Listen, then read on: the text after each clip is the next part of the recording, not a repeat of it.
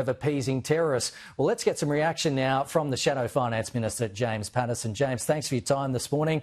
What do you make of those comments from Benjamin Netanyahu? Well, good morning, Kenny. The opposition has had our own criticisms of the Prime Minister of his handling of the bilateral relationship with Israel, which he's taken to the worst point since the creation of the State of Israel in 1948, and particularly of his handling of anti-Semitism here domestically, which has been totally inadequate and allowed it to flourish and get completely out of control. We don't need to rely on the criticism of a foreign leader, as strongly expressed as Benjamin Netanyahu's has been, to buttress or to endorse the criticism that we've been making, frankly, for 2 years. Will we see further violence on our streets, though, as a result of recognising a state of Palestine, like the Israeli PM seems to believe? Well, I certainly hope not, and I think it is incumbent on all parties to be very measured and calm with our language. And a particularly egregious example of not doing that was the Home Affairs Minister, Tony Burke, on Radio National this week, when he used incredibly inflammatory language to respond to Benjamin Netanyahu's criticism of our Prime Minister. Tony Burke is not only the Minister responsible for domestic national security, he's also responsible for social cohesion.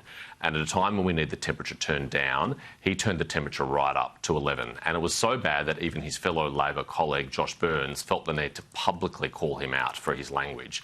That was reckless, that was irresponsible, and Tony Burke should apologise. To the productivity roundtable, it seems like the main ideas out of the summit is to tax wealth, to reduce income taxes for people on lower incomes and young people. After speaking with Ted O'Brien, is that your summary as well? Look, I think the category of the ideas that came out of this fall into two buckets. There was generally good ideas with no specifics, like reducing red tape. We all agree with reducing red tape, but there's no plan to actually reduce red tape coming out of the summit.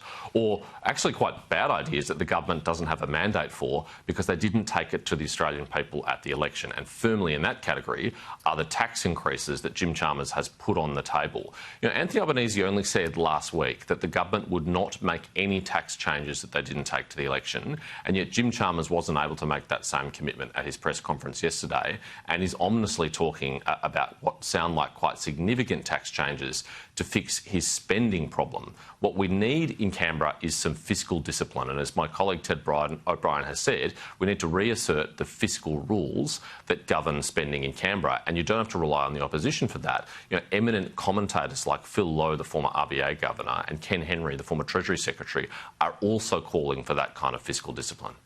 Should we lower the company tax rate from 30% to 20% to make our companies more competitive and attract investment? Will you potentially take that idea to the election?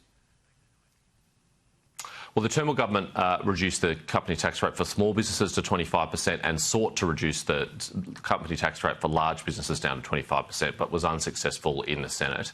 I don't think the dynamics in the Senate have changed much since then, and many business leaders from the BCA on down have acknowledged that that's not a very likely political prospect. But what they've also said that I agree with is that we have a disastrously low level of business investment in this country, and it is contributing to the productivity problem we have, which is contributing to the lower living standards that Australians are experiencing right now. We went backwards by about a decade in Labor's first term in office. So we urgently need to find ways to encourage and incentivise business investment, and it doesn't appear like Jim Chalmers has any concrete ideas how to do that, even after spending 3 days locked in a room with some of the nation's best experts on this question. We'll leave it there. James Paterson, thanks so much. We'll talk to you again soon. We're going to take you live to Washington, DC.